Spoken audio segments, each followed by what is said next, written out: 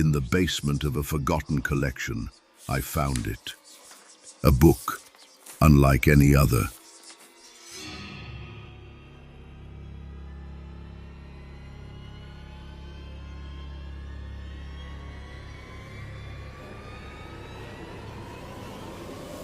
Welcome, dear souls, to Tales of the Tattered Book.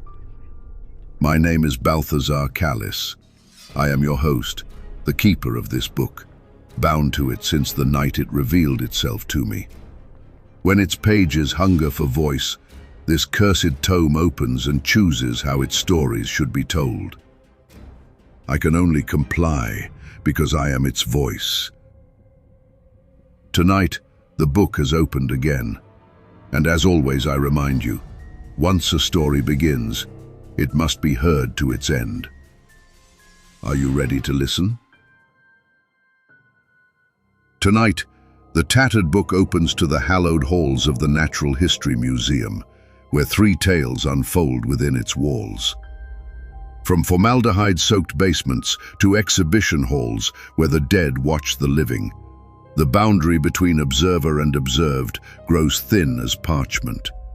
Listen carefully, for in one night at the museum, we shall learn that every collection needs new acquisitions, and sometimes the acquisitions choose themselves. Let the story begins.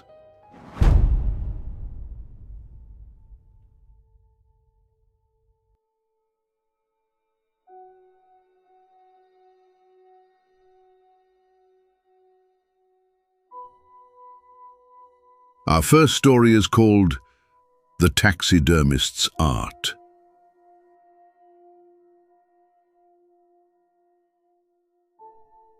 The lion dominated the Natural History Museum's entrance hall from a raised platform, positioned dead center beneath the vaulted ceiling, 30 feet above. Its amber eyes caught morning light from the tall windows along the eastern wall, and those eyes followed 8-year-old Simon wherever he moved across the black and white checkerboard floor. The mouth hung slightly open, as if the animal was roaring, revealing yellowed canines, still stained dark at the roots. The brass nameplate read, Panthera Leo, adult male, Kenya, 1962. But, to Simon, crouched behind a display case 20 feet away, it looked fresh from the kill.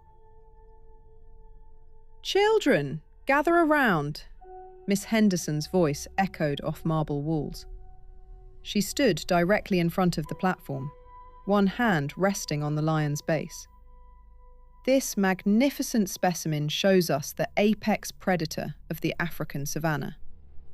Simon's classmates pressed forward in a semicircle, backpacks bumping against each other. He stayed near the entrance, back against the cool stone wall where a life-sized elephant skeleton loomed above his left shoulder. A smell reached him, musky and sharp, coming from the direction of that beast. The stench made his stomach clench and his leg shaking. "Simon, come closer," Miss Henderson called him. "Don't be afraid, dear." But he was afraid. The way the lion's lips were pulled back in that silent snarl, the massive paws, each one bigger than Simon's head, positioned as if mid-step. It all felt too alive, like the creature was simply waiting for the right moment to leap from its platform and resume the hunt. For the rest of the field trip, Simon stayed near the back, keeping other children between himself and the lion. As long as he couldn't see those amber eyes, he was safe. But the lion's amber eyes followed him home that night, and for many nights after. 28 years later, this Tuesday began like any other. Like any other day, Simon passed his old nemesis in the entrance hall. The lion still commanded from its raised platform, weathered but still proud in its posture. Like any other day, Simon offered it a respectful nod. They made peace long time ago. Like any other day, Simon descended the narrow staircase to his basement workshop, down into the museum's foundation. The room was small, with brick white walls, now yellowed by time and chemicals vapours. His workstation commanded the centre, a stainless steel table opposite the door he entered. Mounted specimens watched from every surface. Shelves along the left wall held smaller pieces. Foxes mid-pounce. A barn owl with wings spread wide. Chemical storage lined the right wall. Glass bottles progressing from empty to full. And like any other day, once he opened the door, the familiar smell hit his nostrils. Tanning chemicals, formaldehyde, borax. Sharp and acrid and unmistakably his. Other people had coffee brewing or fresh bread. Simon had this, the particular scent of preservation that meant he was exactly where he belonged. He laid out his instruments on the stainless steel table with methodical precision. All the scalpels arranged by size, the chemicals in order of use. Then he positioned today's specimen, a wonderful red fox. He reached for his scalpel and hesitated. Not yet. His phone came out first, as it did every morning for the past 6 months. He scrolled to the message, the one he never deleted. "Don't forget dinner tonight, sweetheart. I'm making shepherd's pie." His thumb traced each word. The last, ordinary message before the world rearranged itself. People used to call him strange for living with his mother at 42. Now they whispered about dedication, family duty. If only they knew. He worked through the day, and by evening, another small masterpiece joined his collection. "Home now," he said to himself, for the ritual that mattered more than any work. Keys on the hook by the door. Second hook from the left, as always. Jacket folded over the armchair in the hallway, never the coat rack. Hands washed at the kitchen sink for exactly 20 seconds. Then he prepared her dinner. Nothing special, nothing new. The shepherd's pie reheated from yesterday's batch. The one he'd made following her recipe to the letter. He plated it carefully. The portion she would have served herself, back when she could. A glass of water filled to the same level every evening. A cloth napkin, folded once. He arranged everything on the tray, checked that nothing would shift during the climb. He looked at the tray and smiled. Everything was perfect. "Good morning, Mum." He entered the bedroom and took his usual seat, the high-backed green velvet beside her bed, positioned so he could see both her face and the window. Simon's mum sat near the window, where the morning light would catch her profile the way she'd always preferred, wearing her favourite blue dress. She'd always insisted on maintaining appearances, even after the illness. "Did you rest well?" She didn't answer. She rarely did anymore. But Simon filled the silence anyway, his voice gentle in the quiet room. He told her about his work, the red fox from yesterday, the delicate scalpel work on the barn owl's wing joints, the satisfaction of preservation done well. Sometimes her head seemed to tilt, just barely. Recognition, he told himself. Dr. Patterson had mentioned care services again last week. Simon had declined with practiced politeness. Strangers had no understanding of what his mother truly needed. The specific rituals, the precise timing. the devotion that made all of this possible. November arrived with sharp wind and sharper knocks. Simon was positioning the wings on a mounted crow, left wing at precisely 42 degrees, the same angle he'd measured 3 times already, when the doorbell rang. He didn't move immediately. The wings weren't right yet. He could feel it. The doorbell rang again, twice in quick succession. Simon set down his calipers, washed his hands exactly 20 seconds under the tap, dried them on the towel, folded in thirds on the counter. Only then did he walk to the front door. A woman in navy wool stood on his doorstep, clipboard in hand. Behind her, a younger man in a suit jacket that didn't quite fit, and behind them both, a police officer in uniform, hand resting near his belt. "Mr. Hartwell?"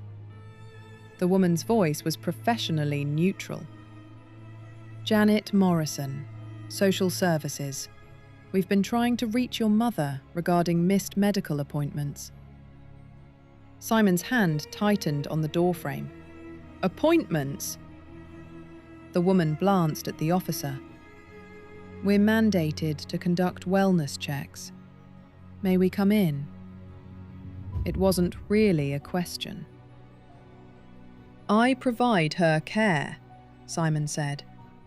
His voice sounded thin, even to himself. "She doesn't require strangers." "I'm certain you do your best, Mr. Hartwell." Janet Morrison was already stepping forward. Simon's mind raced. The bedroom, the positioning. Had he adjusted her hands this morning? The left index finger had shifted slightly yesterday. Imperceptible to most, but he'd noticed. Had he corrected it? He couldn't remember.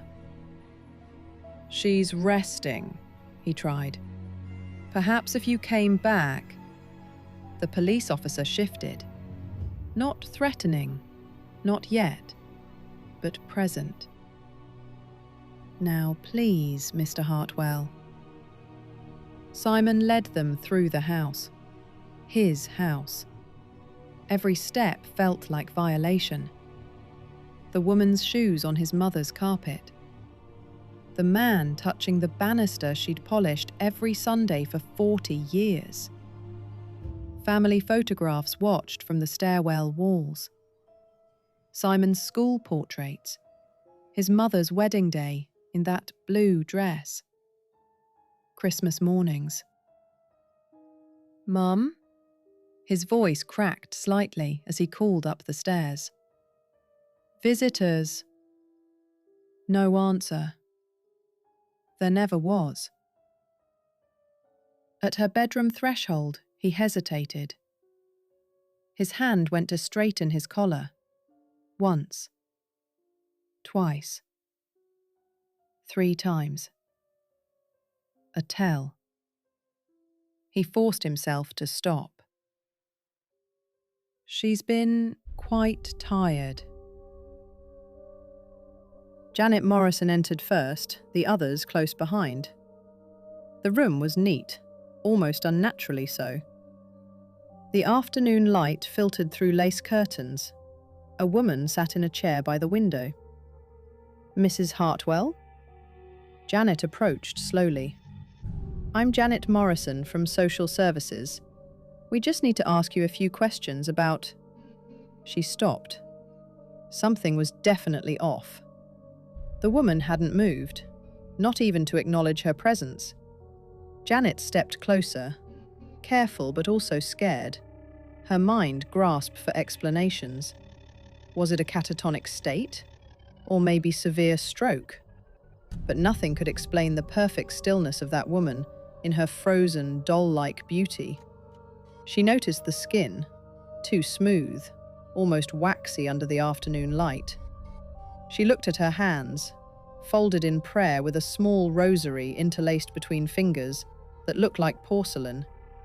Finally, Janet's gaze traveled to the face, to those beautiful brown eyes staring toward the garden window. The complete absence of depth or movement. They were glass. "Oh my God." The words came out barely audible. "She's been wonderfully peaceful," Simon said calmly from the doorway. "Hardly any maintenance required once you achieve the proper technique." Janet turned to look at him. He was adjusting his glasses with steady hands, smiling slightly. He took a step inside, pointing at his mom. "The preservation is remarkable, don't you think? 6 months, and she looks exactly as she did the day she—" He paused, searching for the word. "The day she stopped needing doctors." The words registered slowly. Preservation, maintenance, technique. Janet's stomach lurched. Behind her, she heard the officer's sharp intake of breath, the crackle of his radio coming to life, calling for backups. Outside, cardinals visited the bird feeder. Inside, a mother sat forever by her window, wearing her favorite blue dress, listening to reports about barn owls and red foxes, and the sacred work of making temporary things permanent.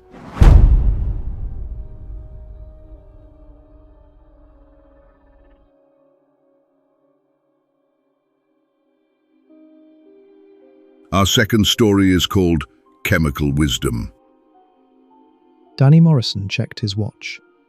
11:47 p.m. 3 hours into his shift at the Natural History Museum, and his phone wouldn't stop buzzing. Rico, again. "Payment due tomorrow. Don't make me come looking." Danny's stomach did that familiar twist. Last Saturday's sure thing at Kempton Park, the horse called Golden Promise that had looked unbeatable on paper, had pulled up lame in the final stretch. Story of his bloody life. The job paid minimum wage, but it was work that didn't ask questions about why a 34-year-old bloke had been sacked from his last 3 positions. Could you stay awake 8 hours without nicking anything? That's all the security firm cared about. Danny could manage that, at least most nights. Danny pocketed the phone and kept walking, torch beams sweeping across the main hall. The massive lion dominated the space from its raised platform. Danny gave it a pat on the nose as he passed, then flipped it the middle finger when he was safely past. The beast still creeped him out, if he was honest. Around the platform, display cases held rocks. Minerals, the labels said, but Danny couldn't pronounce half the names. Amethyst, he knew. The rest were just sparkly stones that caught his torchlight and threw it back, in purple and green and colours. He continued through the mammal hall, where taxidermied animals watched with dead eyes, tracking him as he passed. The Spirit Collection, a made-up name, was always his favourite stop. Not because he gave a toss about preserved specimens, but because nobody ever went down there. The room had a proper ventilation system that ran 24/7, and the formaldehyde reek was strong enough to cover cigarette smoke. The room was large, 40 feet square, maybe more, with industrial lighting overhead and polished concrete floors.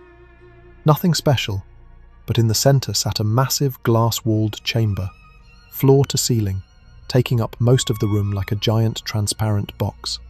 Through the glass walls, Danny could see row after row of metal shelving packed with specimen jars, each one glowing amber under internal backlighting that made the whole thing look like some mad scientist's fever dream. Danny walked across the outer room to the glass chamber's entrance, a door set into the near wall, red frame around clear glass. He used another key from his ring and pulled it open. He stepped inside and pulled the door shut behind him. The inside was packed tight with shelving units arranged in rows, creating narrow walkways between them, just enough space to walk single file without your shoulders brushing the metal frames. Danny made his way down the centre aisle, then turned left at the 3rd row. About halfway down, on the left side, he'd found his spot 3 weeks ago. A small gap where someone had removed a shelf bracket, leaving just enough room to wedge himself sideways and lean back against the cool glass wall without knocking anything over. Danny pulled out his cigarettes, lit one, and took a long drag while exhaling up toward the ventilation grate directly overhead. His phone buzzed again. Danny ignored it, tucking it back in his pocket. He had until tomorrow to figure something out. Tomorrow was ages away, practically next week in gambling time. He leaned back, eyes wandering across the specimens on the opposite shelving. Most of them he'd stopped noticing weeks ago. Same jars, same dead things floating in the same preservative fluid. But tonight, one of them caught his attention. An eel, maybe, or a sea snake. Danny wasn't great with the difference. Coiled in a tall jar on the middle shelf directly across from his smoking spot, about chest height. The thing was massive, thick as his forearm, dark green scales that looked almost black in the amber backlight. Its head was pressed against the glass of its jar, mouth slightly open. He had walked past this jar a dozen times and never really looked at it before. Now, he couldn't look away. All right, mate, He said to it, taking another drag. you and me both, innit? Stuck in a dead-end job, going nowhere. The eel didn't move. Obviously. Dead things don't move. Danny stepped across the narrow walkway to get a closer look, cigarette dangling from his lips. Without really thinking about it, he reached up and lifted the jar off the shelf. Heavy bastard. The preservative fluid sloshed inside as he brought it down to eye level, turning it slowly to examine the coiled body. And the eel moved. Enough to make Danny's grip falter, enough to make the jar slip through his fingers. The jar hit the concrete floor with a sound like a gunshot.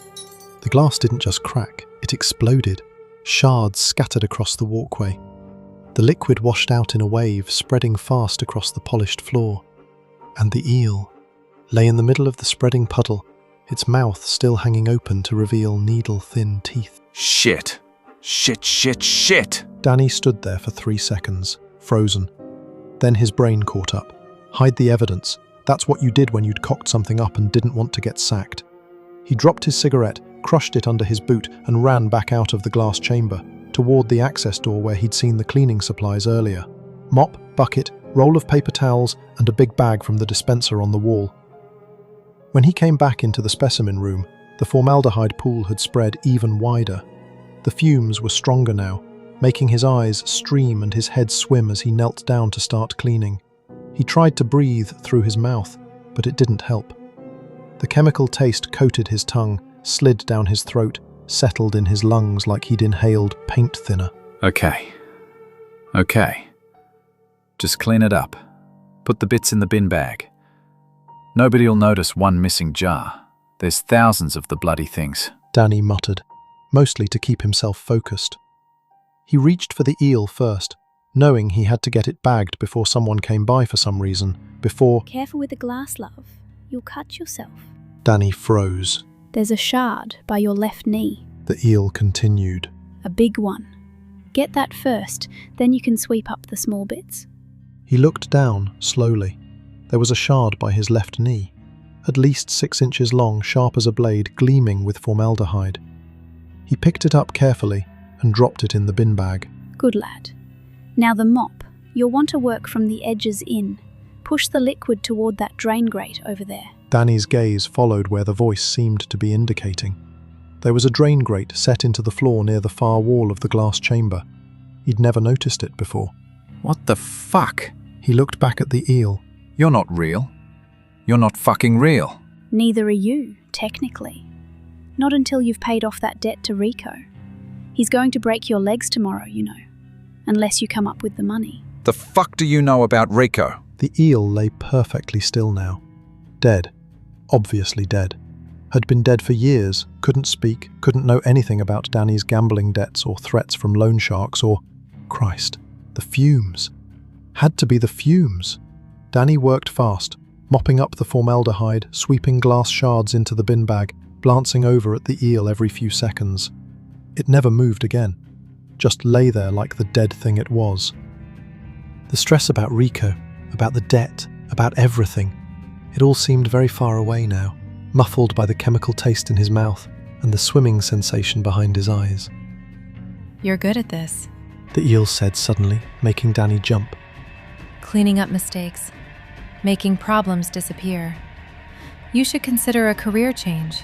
Something in Financial consulting.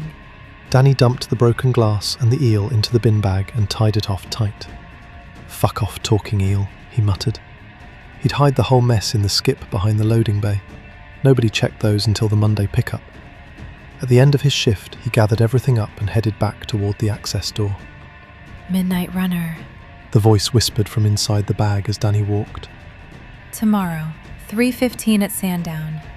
Check the bloodlines, the pedigree chart, yeah? 3 generations back on the dam side. That's where you'll find what matters. Danny didn't answer, didn't even look at the bag. When he got home at 6 a.m, he couldn't sleep. He kept seeing that eel turning its head, those dead eyes that weren't quite dead, looking right at him. Finally, he gave up and opened his racing app. Midnight Runner, 8-1 odds. Running tomorrow, today now technically, at 3:15 at Sandown Park. Danny pulled up the pedigree chart. 3 generations back on the dam's side, there it was. Secretariat. Legendary bloodlines hidden in the family tree where most punters wouldn't bother looking. He stared at his phone for a long time. Then he transferred 50 quid from his already overdrawn account and put it all on Midnight Runner to win. Midnight Runner had come in first at 8-1 odds. 600 quid total. Enough to give Rico 500 and buy himself some breathing room. "You got 2 weeks for the rest. Don't make me come looking," he said with an angry tone. Danny had gone back to the spirit collection the next night, half expecting to find his supervisor waiting with a termination notice.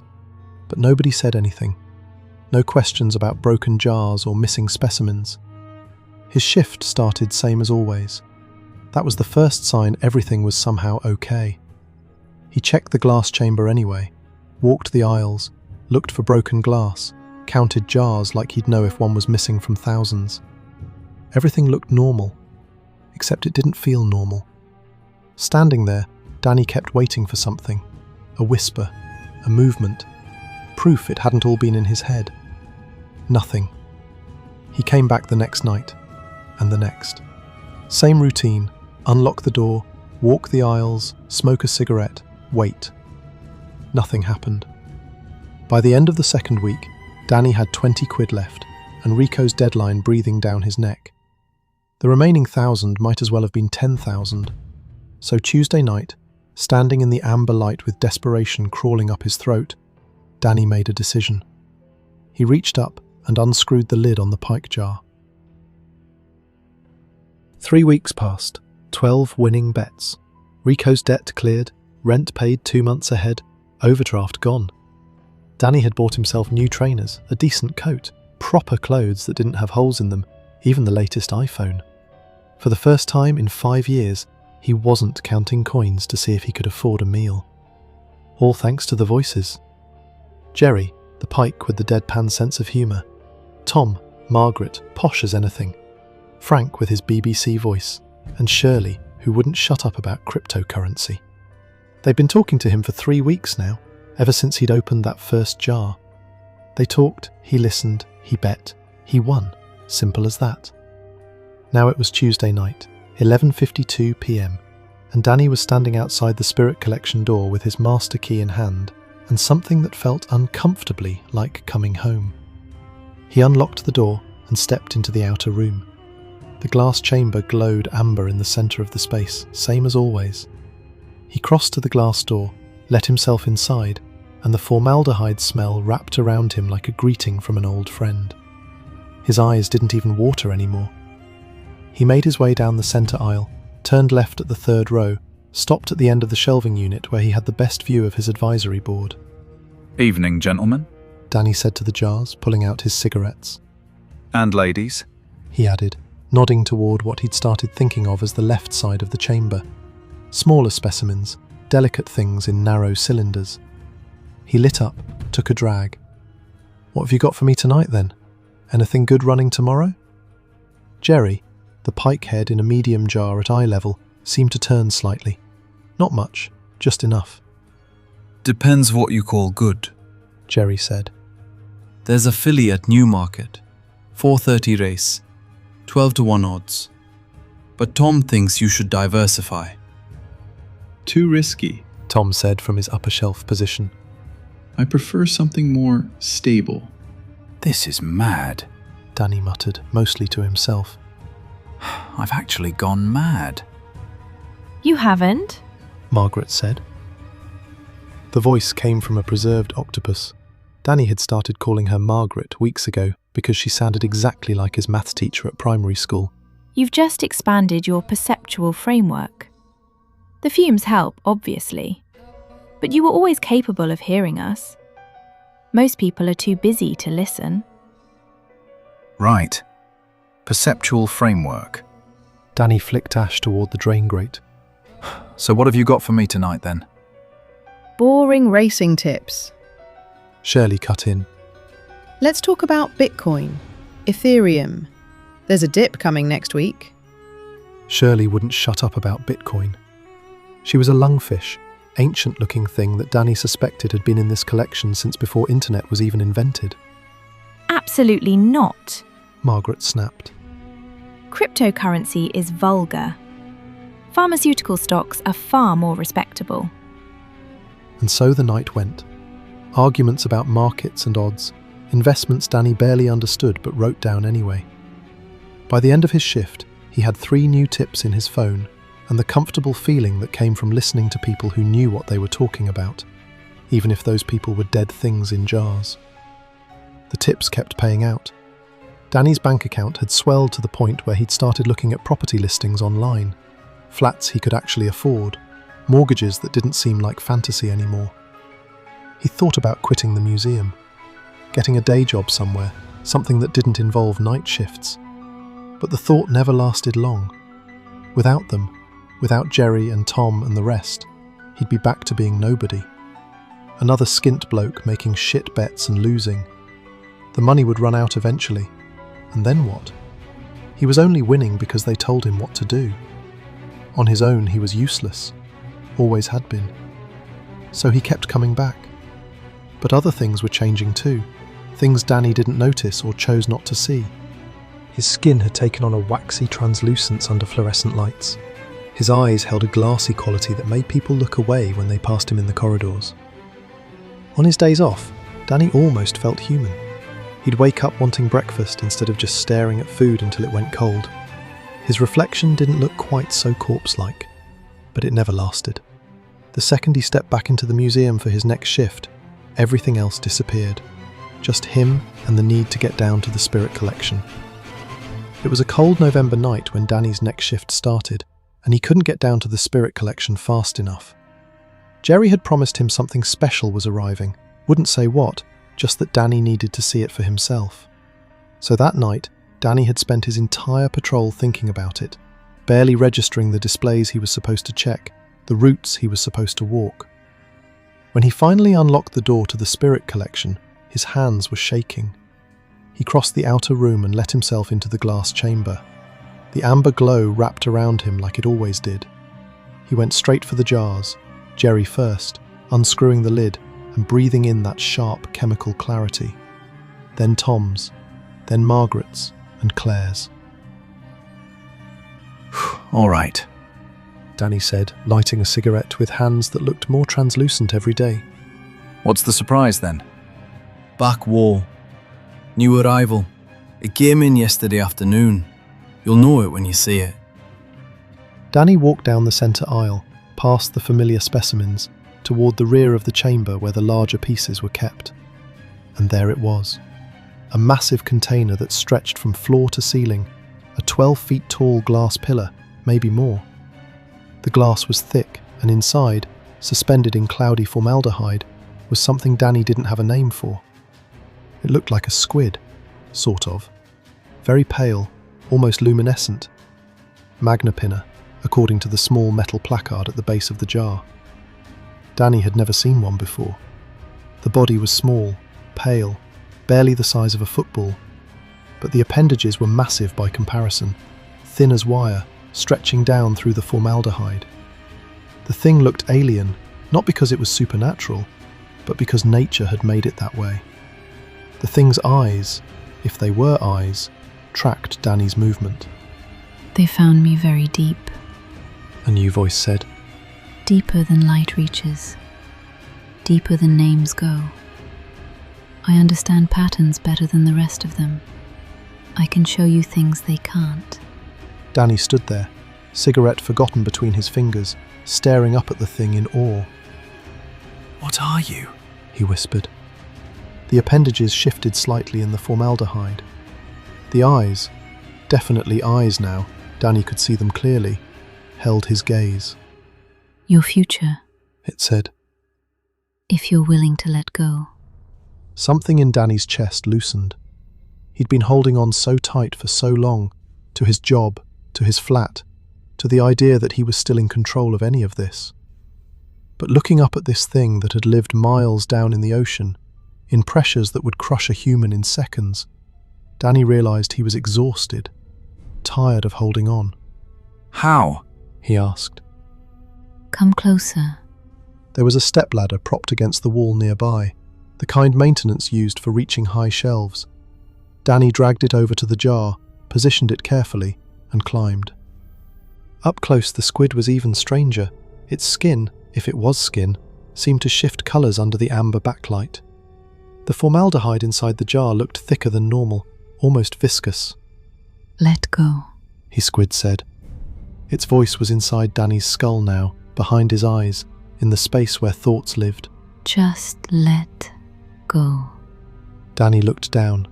From up here on the ladder, he could see the whole spirit collection spread out below him. All those jars, all those specimens that had been helping him, guiding him, showing him how to win when everything in his life had been about losing. They were all looking at him now. Jerry, Tom, Margaret, Frank, Shirley and the others, all of them watching, waiting. Join us, They said together. one of us, forever. Danny looked back at the squid and made his decision. He pushed off from the ladder, arms spread, letting himself fall forward toward the jar that would catch him, toward the formaldehyde that would finally make everything clear and sharp and permanent. His body hit concrete, hard. The impact drove the air from his lungs, sent shock through his spine. He tried to gasp and couldn't, tried to move and found his limbs weren't responding properly. There was no jar, no squid, just the empty back wall of the spirit collection, and Danny lying on the floor in front of it. But he could feel the formaldehyde anyway. Could feel it in his mouth, his nose, his lungs. Could feel it soaking through his clothes, through his skin, working its way into everything he was. Good. You let go. That's the hardest part. Now comes the easy part. Danny tried to speak, tried to move, but his mouth and his body wouldn't respond. He felt his muscles stiffening and his bones hardening. The waxy translucence he'd been seeing in the mirror for weeks was spreading through him completely now. Welcome to the firm, Daniel. They said. With that last words, Danny's heart stopped. Not with pain, it just stopped, the way a clock winds down. His last thought was clarity. Perfect, crystalline, chemical clarity. The morning shift supervisor found the spirit collection exactly as it should be, everything neat and orderly. Except for one thing. On the middle shelf, between a coiled snake and a preserved octopus, sat a new specimen jar that hadn't been in yesterday's inventory. The specimen was curled in a fetal position, its features distorted by the formaldehyde's refraction in a way that made it difficult to identify the species. The supervisor glanced at it, noted it wasn't on yesterday's inventory, and made a mental note to check the acquisition log later. But later never came. Back in the spirit room, the thing that had been Danny Morrison watched the supervisor leave. He heard the whispering whispers of Jerry and Tom and the others explaining how his new life worked now, how the waiting worked, how the hunting worked. And when the time came, his voice would join theirs. Our last story is titled The Lion's Appetite. Tommy Fletcher, stay with the group, Miss Chen's voice echoed off the museum ceiling. But Tommy was already 3 display cases away, staring at crystals that threw colours across the white walls. Purple and green and colours that didn't have names, all trapped inside rocks that looked ordinary until the light hit them right. When he looked up, his class was gone. The corridor stretched ahead of him, getting quieter with each step. The displays here looked older, dustier, like nobody bothered polishing them anymore. His trainers squeaked on linoleum that had probably been white once, but was now the colour of old newspaper. A sign pointed toward African Savannah, Restoration in Progress. Then Tommy smelled it. Not the clean museum smell he'd gotten used to, but something else. Something organic. Like when his mum forgot about meat in the back of the fridge and it went bad, except sharper, wilder. Tommy's nose wrinkled, but his feet kept moving, curiosity pulling him through the double doors. The African Savannah Hall opened up in front of him, dim and strange. Someone had turned the lights down, probably for the restoration work, and everything sat in amber shadow. Zebras frozen mid-run, their stripes catching what little light there was. Meerkats standing guard over nothing. But Tommy's attention went straight to the centre of the room. A lion stood on a raised platform, grass around its feet rustling even though there wasn't any wind. The nameplate said, Panthera leo, adult male, Kenya, 1962. But something about this one felt different from the other animals. Its glass eyes looked too aware, too focused. Its mouth hung open just enough to show yellowed teeth with dark stains at the gums. Tommy walked closer. The grass under his feet felt real, not like the plastic stuff at the dentist's office. The smell got stronger with each step. Old meat mixed with something that reminded him of the zoo in summer when it got hot. "Hello," he whispered, the same way he talked to the rabbits at the petting zoo. The lion's ear twitched. Tommy froze. The animals at the museum were dead, had been dead for decades, everyone said so. But the lion's nostril flared. A sound started low in the room, vibrating through the floor and up through Tommy's trainers into his bones. "You're not real," Tommy whispered. The lion's head turned. Those glass eyes found Tommy and locked on. The mouth opened wider, lips peeling back over teeth that looked nothing like the yellowed fangs from a moment ago. These were white, sharp, wet. Tommy's legs wouldn't work. He tried to step backward, but his feet had gone stupid, tangled in grass that shouldn't be moving but was, wrapping around his ankles and holding tight. The sounds changed. Cricket chirps filled the air. Something that might have been a hyena laughed in the distance. Wind rustled through trees that didn't exist. The lion stood. It stepped down from the platform with the kind of grace Tommy had only seen on nature documentaries, when big cats stalked prey across actual savannas. Each paw touched down silent on the museum floor. "Miss Chen!" Tommy tried to yell, but his voice came out small and broken. The lion circled him. It moved behind him where he couldn't see, and that was worse than watching it approach. When it spoke, the voice came from everywhere and nowhere, rumbling through the artificial twilight like distant thunder. "You shouldn't have wandered off, little one." 4 points of pressure, sharp, precise, 2 on either side of his windpipe, placed exactly where they needed to be.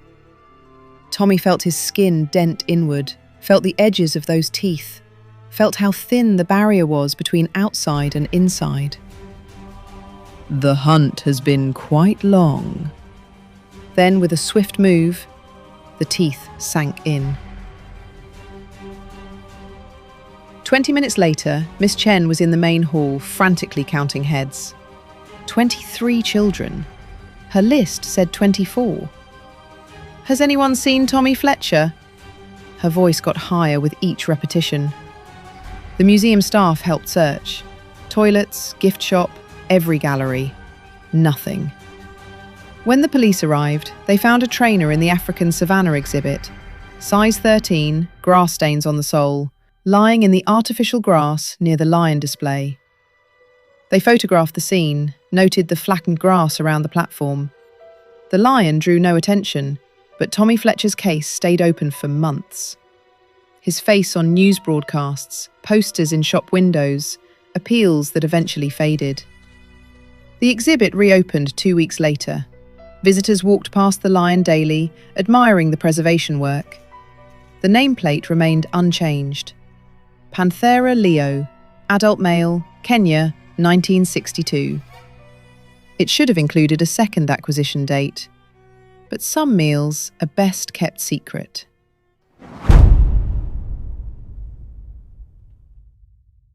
And so the Tattered Book closes on tonight's tale, dear listener. Museums are strange places, are they not? We fill them with what should be gone, the dead, the extinct, the vanished. We arrange them behind glass and rope and tell ourselves they're safe now, contained. But what happens when preservation becomes something else entirely?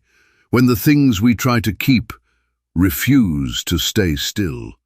If you dare to delve deeper into these eldritch mysteries, subscribe to our podcast, leave a rating and review, and whisper of our tales to others. Your engagement feeds the book, fueling the terrors yet to come. Until next time, and may your nights be sleepless and your dreams unsettling.